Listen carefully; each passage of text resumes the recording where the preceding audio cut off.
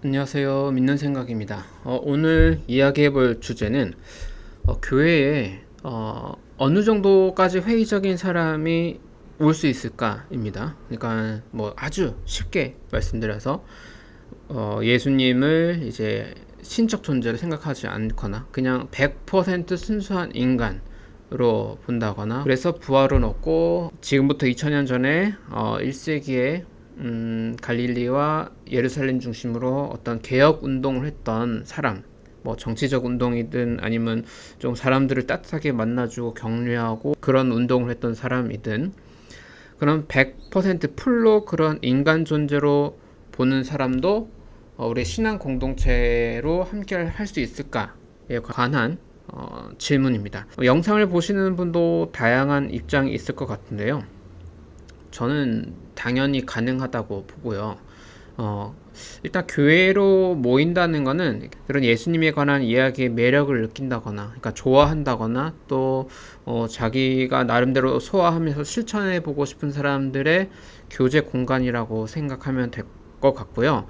더 나아가서 예수님에 대해서 굉장히 안 좋은 생각을 갖고 있거나 예수님을 떠나서 아예 신 자체를 없다고 생각하는 사람도 교회 멤버로 올 수 있죠. 또 나는 신 자체는 없다고 생각하고 예수를 아예 실존 인물이라고 생각도 하지 않지만 교회 분위기가 참 좋고 사람들과 어울리고 싶고 여기는 왠지 따뜻한 사람들이 있을 것 같아서 왔다. 교회는 당연히 환영하고 같이 오래 함께 할 수 있어야 된다고 생각해요. 그런데 이제 결론적으로 저는 예수님의 어떤 특별한 신적 의미를 완벽히 삭제한다거나 아니면 신 존재 자체를 믿지 않는 분들이 이런 교회라는 어떤 신앙 공동체의 중심이 되면 안 된다고 보고 될 수도 없다고 생각해요. 왜냐하면 하나의 결정적인 차이가 예배라는 게 있기 때문에 그렇죠. 그러니까 신앙 공동체에 예배가 100% 중요한 건 아니라고 생각합니다. 저도 이런 분들이 온다면 저는 굳이 예배를 참여하지 말고 그냥 다른 여러 소통하는 모임이나 이런 데 자주 오도록 권면할 것 같아요. 아마 오라고 해도 안 오겠죠. 그런 신앙이라는 것 자체를 갖지 않기 때문에.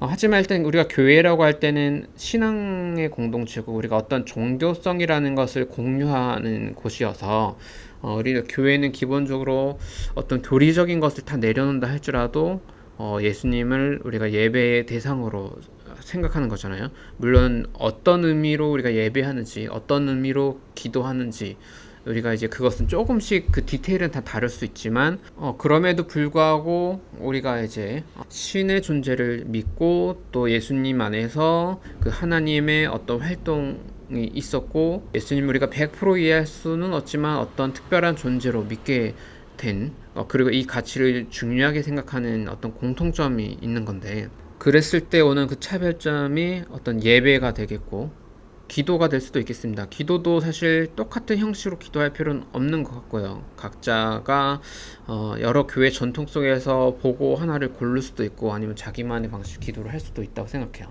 그런 예배나 기도나 뭐 그런 형태들이 뭐 예배를 많이 드리냐 기도를 많이 하냐 이런 걸 떠나서 아예 의미가 없겠죠. 사실 예수를 100% 인간으로만 본다거나 신이 없다고 보는 입장에서는 그 빈도수의 문제가 아니라 예배나 기도나 그런 종교 의례나 이런 것들이 아예 의미가 없을 것 같아요. 그런 분들도 교회는 당연히 환영해야 되는 거고 열린 마음으로 함께 연대할 수 있어야 된다고는 생각합니다. 다만 말씀드렸듯이 교회의 중심이 되기는 좀 어렵지 않나라는 생각을 하고 있고요. 그리고 이게 배타적이면 안 된다는 거죠. 뭐 너 예수님을 신적 존재로 못 믿냐, 뭐 신이 있다는 걸 안 믿냐, 이거를 막 그렇게 하는 게 아니라 나도 모르겠지만 어떻게든 그렇게 뭔가 믿어지고 그게 자연스러운 사람들이 그냥 모임이 그렇게 되는 거고, 그렇게 약간 반신반의 혹은 신앙은 없는 그런 사람들과 함께 연대하면서 서로 대화하면서 서로 배우는 게 있는 공간이 또 교회이면 좋을 것 같아요. 왜냐하면 결국 기독교인들은 이 신앙 공동체로 모이는 시간 외에는 사실 세상 속에 함께 있는 거라서 대다수의 신앙이 없는 사람들과 함께 살아가는 거잖아요. 그 사람들을 적으로 돌리는 게 아니라 소통하면서 내가 가진 신앙이 정말 중요하다면 이 사람들에게 어떻게 전달할 수 있을까를 늘 고민하며 살아가는 거기 때문에 내가 가진 신앙을 전달하려는 열정조차 없다면 사실 그것도 신앙이 작동된다고 보긴 좀 어렵지 않을까. 저는 그렇게 생각을 하고 있습니다. 무조건 길거리 전도하고 막 이러라는 게 아니라 어쨌든 내가 가진 게 소중하다고 생각한 사람은 어떠한 방식으로든 그걸 나누려는 노력이 당연히 실천적으로 나오기 때문에 이것도 하나의 본인의 신앙을 체크하는 요소일 수 있을 거라고 생각을 합니다. 제가 이런 말씀을 드리는 이유는 교회 생활을 열심히 하다가 교회에서 큰 상처를 받은 분들이 대체로 이제 신학적인 공부와 상관없이 그 목사에게 받은 상처를 어떤 신앙의 틀을 바꾸는데 그 영향이 흘러가는 경우가 굉장히 많았어요. 제가 이제 만난 20, 30대 청년분들 같은 경우에는 공통적으로는 예수의 신성을 빼고 예수님이 풀로 인간, 그야말로 뭔가 운동을 하다가 그냥 죽은 존재로 보는 이런 흐름이, 이런 경향성이 굉장히 많았고요. 물론 신까지 없다 이렇게까지는 가진 않았어요. 보통 그 정도까지는 아예 교회를 안 오고 저를 안 만나겠죠. 그리고 희한하게 사탄이나 악마나 이런 존재에 대한 신뢰는 높아져요. 뭐 그분들이 내가 이렇게 믿어야 하지 그렇다는 게 아니라 어떤 악의 존재에 대한 인격성을 부여한다거나 악의 실체에 대해서는 뭔가 더 큰 표를 주고 예수님에 관한 어떤 신성이나 예수님의 능력이나 이런 존재, 예수님의 부활 뭐 이런 부분에 있어서는 이제 표를 뺐고 이게 본인이 의도해서 그렇다기보다는 사랑하는 교회에서 정말 자기의 아주 중요한 가치를 부여하는 그 신앙 공동체에서 받은 타격이 왔을 때 자연스럽게 이 패러다임이 이렇게 비대칭적으로 흘러가는 경향이 있다는 것이죠. 그렇기 때문에 지금 교회에서는 사실 교회를 사랑하면 사랑할수록 상처받을 일이 많거든요. 분노할 일이 많고 그래서 이런 경향성을 갖게 된 분들이 많을 것 같고 이걸 가지고 우리가 뭐 신앙이 뭐 문제가 있는 이런 식으로 재단하면 절대 안 될 일이라고 생각합니다. 그 사람들 편안하게 어떠한 종류의 모임이든 이제 갈 수 있는 그런 자유로운 공간들이 많아져야 할 것 같고요. 하지만 교회는 교회만의 중심성은 갖고 있어야 한다 이렇게 생각하고 있습니다. 최근에 제가 이제 여러 신학자들 이야기들을 이제 업데이트를 하고 있는데 그 중에 재밌는 게 바트어만이라는 이제 신약학자는 원래 신앙이 있다가 본인이 어떤 계기로 신앙을 이제 떠난 케이스예요. 본인이 직접 그렇게 얘기를 하죠. 나는 이제 종교인은 아니고 예수의 부활이나 신성이나 뭐 이런 거를 믿는 건 아니고 그냥 고대 기독교에 관한 연구자다라고 해서 글을 쓰고 학문 활동을 하는데 굉장히 탁월한 실력이 있는 학자입니다. 그러니까 뭐 신앙을 떠나서 전문적인 학자로서 정말 괜찮은 분 같아요. 저도 이제 앞으로도 종종 살펴보겠지만 그럼에도 불구하고 그 사람의 아이디어에서 가져올 건 가져오지만 일단 신앙인은 아니기 때문에 어떤 그분이 말하는 결론이나 어떤 접근성이나 이런 게 제가 뭐 다 동의가 될 수는 없겠죠. 당연히. 하지만 기독교 세계를 이해하는데 참 중요한 사람이기 때문에 존중할 뿐입니다. 이게 이제 신학자들 안에서도 이렇게 바트어만처럼 노골적으로 나는 신앙인은 아니지만 연구자다라고 하는 사람도 있고 중립적 입장에서 나는 자기의 신앙을 말하거나 이런 건 아니고 그냥 약간 뭐 히스토리컬 리서치를 하는 느낌으로 그냥 역사를 연구하는 사람 입장으로 이렇게 고대 1세기 기독교를 연구한다 이런 입장을 내놓는 사람들이 있고요. 제가 요즘에 참고하고 있는 파울라 프레드릭센 교수 같은 경우에도 강의하면서 이런 얘기를 많이 합니다. 예일대학교의 뭐 데일 마틴 교수나 이런 분들도 아마 이런 입장에서 뭐 신앙의 눈으로 읽고 뭐 이런 게 아니라 일단 중립 기여를 받고 뭐 이렇게 설명한 사람들이죠. 이 사람들의 이야기를 저도 가져올 때도 충분히 가져올 그 재료들을 가져오면서 이걸 신앙적으로 어떻게 퍼즐을 맞출 수 있을까 고민을 하는 거고요. 그 다음에 약간 신앙적인 스탠스 위에서 이런 학문 활동을 하는 분들이 있습니다. 뭐 유명한 사람으로는 톰 라이트 같은 사람, 그 다음 리처드 버컴, 다 이제 성공의 사제들입니다.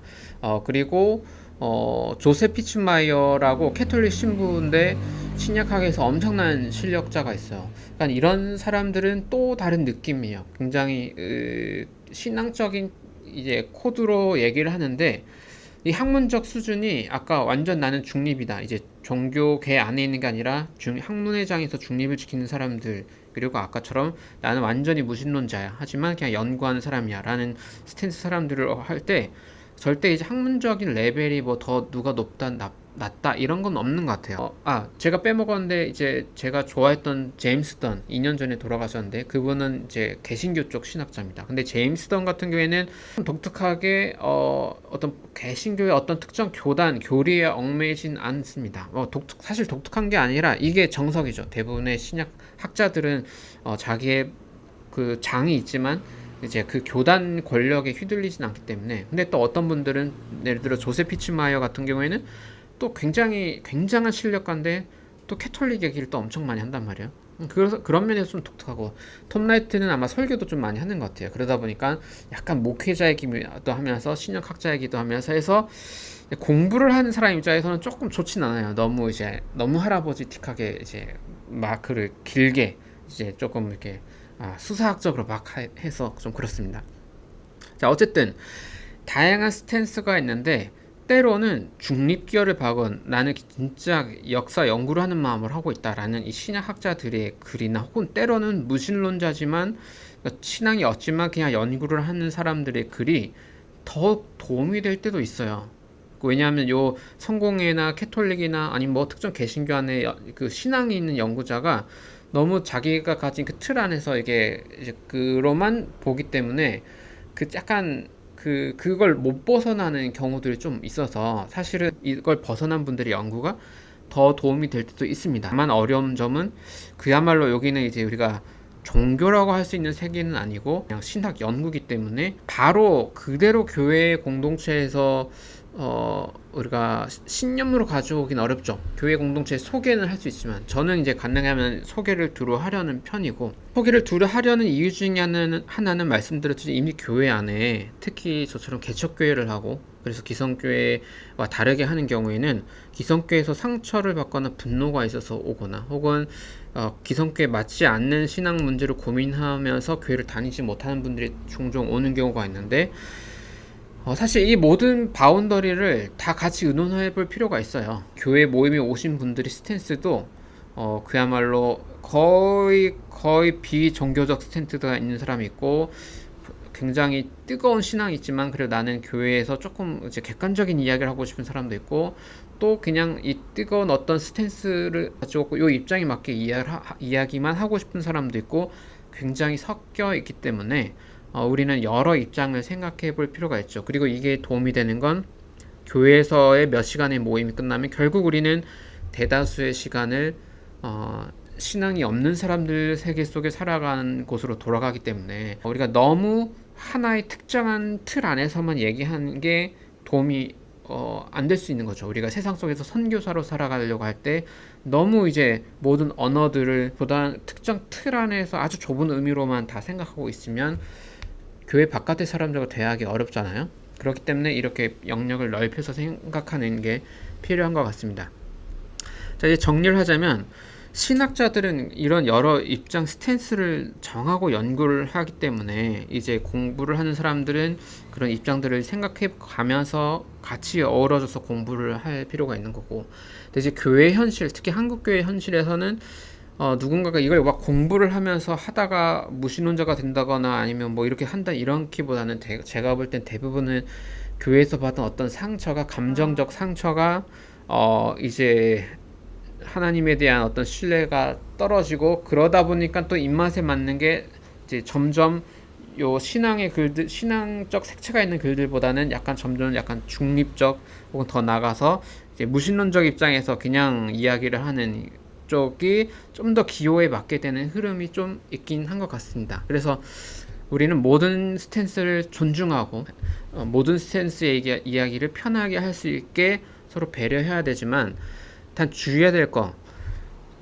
중립이든 아니면 좀 더 무신론자라고 하든, 예를 들어 예수는 그냥 한 1년에서 3년 열심히 인간적인 활동을 하다 죽은 그냥 목수야 라고 끝낼 때도 이걸 얘기하는 게 마치 자기가 더 똑똑한 사람인 것이냐, 좀 더 뭔가 더 많이 알고 있는 것이냐 의흐될 필요는 없다는 거죠. 저는 이런 느낌으로 이야기를 하는 사람들 참 많이 만나봐서 기존의 어떤 보수적인 신앙 체계를 가진 사람들을 굉장히 우습게 보고 이성적인 설명으로 해결이 안 되는 부분들에 대한 신념을 갖고 있는 것을 굉장히 우매한 것으로 보는 분들도 있어요. 그렇게 조롱하는 입장을 가지게 되는 이유는 이해가 됩니다. 왜냐하면 그분들이 너무 열심히 이쪽에 섰다가 상처받고 이렇게 갔을 때 보통 그렇게 되기 때문에, 그래서 다양한 입장들을 그냥 똑같은 수준에서 존중해야 할 것 같고, 그래도 교회는 예배 공동체라고 했을 때는 적어도 중립이나 뭐 좀 신앙적인 어떤 입장에 대해서가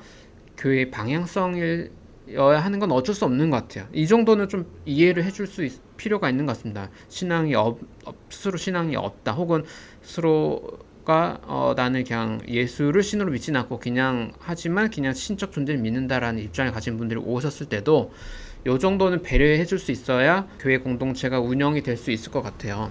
그러니까 저는 교회가 아니어도 그냥 이런 기독교 텍스트, 성서나 이런 거를 가지고 그냥 이렇게 수다하는 독서 모임 같은 모임도 더 생겼으면 좋겠습니다. 교회라고 할 필요 없지. 예배를 할 필요도 없잖아요. 그냥 내가 이번 주엔 이런 글을 읽었는데 참 재밌더라. 그냥 수다하고 헤어지고. 뭐 그럴 수도 있죠. 그걸 종교 모임일 수도 없고 신앙의 모임이지 않아도 되고, 저는 그런 모임들도 더 생길 필요가 있다고 생각해요. 하지만 우리가 교회라고 할 때는 그런 입장을 충분히 포용하면서도 이제 여러 신앙의 어떤 중심성은 잃어버리면 안 된다. 그러면서도 좀 어려운 건 특정 교단 교리, 뭐 장로교, 감리교, 캐톨릭 교리, 뭐 특정 교단 교리를 또 우상화할 필요도 없는 것 같아요. 특히 저희 같은 그 기독교가 그렇죠. 특정 교단의 주류 해석이나 이런 걸 우상화할 필요 없고, 다양한 입장들을 존중하면서도 어떤 중심을 잃지 않는 것. 이렇게 말로 설명했는데 벌써 어렵다, 그렇죠? 네. 어렵지만 이런 방향성을 그래도 갖고 있는 게 중요하지 않을까, 저는 그렇게 생각하고 있는데요. 네, 여러분들 생각은 어떠십니까? 네, 댓글로도 이야기 좀 주시면 저도 좀 참고하겠습니다. 자, 오늘은 이렇게 이야기를 마치겠습니다. 감사합니다.